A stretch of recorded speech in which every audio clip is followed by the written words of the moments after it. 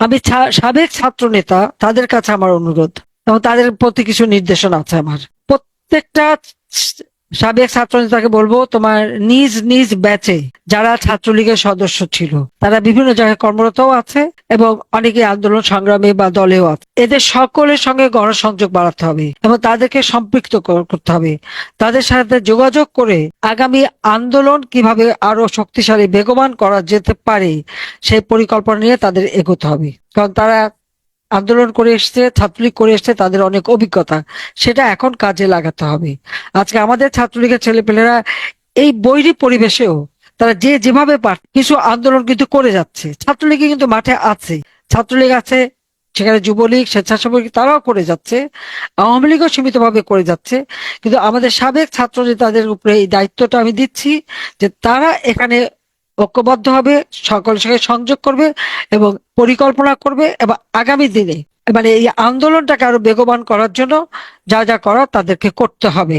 সেই সাথে সাথে আমাদের ছাত্রলীগের সাবেক ও বর্তমান ছাত্রনেতারা আগামীতে বাংলাদেশকে কিভাবে আমরা আবার উন্নত করতে পারি, এই অন্ধকার যুগ থেকে আলোর যুগে নিতে পারি, দেশের মানুষের ভাগ্য আবার পরিবর্তন করা, তাদের জীবন মান উন্নত করতে পারি, তার পরিকল্পনা করতে হবে। কারণ নেতৃত্ব তো আগামী দিনে তাদেরই আসতে হবে, এই এই তরুণ সমাজকেই আসতে হবে। কিন্তু সেখানে তাদের চিন্তা ভাবনা, তাদের পরিকল্পনা, একটা দিক দর্শন থাকতে হবে।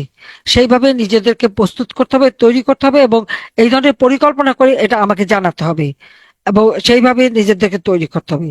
রাজধানী থেকে একেবারে ইউনিয়ন পর্যায় পর্যন্ত গণসংযোগ বাড়াতে হবে এবং সেই এলাকায় আওয়ামী লীগ সরকার আমলে কি কি উন্নতি করেছে সেগুলি যেমন লিফলেট আকারে, টেবুলেট আকারে অথবা সোশ্যাল মিডিয়ায় যেভাবে পারুক সেটা যেমন প্রচার করতে হবে। পাশাপাশি ওইসব অঞ্চলে কি কি নির্যাতন হয়েছে, না হলেও তো 1 কোটির উপর বিভিন্ন ধরনের স্থাপনা, এখন ইন্ডাস্ট্রি থেকে শুরু করে মৎস্য খামার, মুরগির খামার, বাগান, হালের গরু সবই ধ্বংস করা হয়েছে, অর্থনীতিকে একেবারে ধ্বংস করে দেওয়া হয়েছে। কাজে এই কি কি ধ্বংস, এর একটা তালিকা বের করতে হবে এবং ছাত্র নেতারা যেমন করবে এবং সাবেক ছাত্র নেতাদেরকেও আমি একটা সেই কাজটাই দিচ্ছি যে তারাও এইগুলি সংগ্রহ করবে। সোশ্যাল মিডিয়াতে সক্রিয়তা বাড়াতে হবে, কারণ সোশ্যাল মিডিয়াতে একজন কখন আমাদের যদি ভালো কিছু দেয় সঙ্গে সঙ্গে সেটাকে অ্যাটেন্ড করতে হবে, সেখানে কমেন্ট দিতে হবে, সেখানে সমর্থন দিতে হবে এবং সার্বিকভাবে দেশে যে সমস্ত অপকর্মগুলি হচ্ছে সেগুলি তুলে ধরে কিভাবে আমরা এখান থেকে বেরিয়ে আসতে পারি, দেশকে আরো সুন্দরভাবে করতে পারি, সেই বিষয়টার দিকে বিশেষভাবে নজর দেওয়ার জন্য আমি অনুরোধ জানাচ্ছি।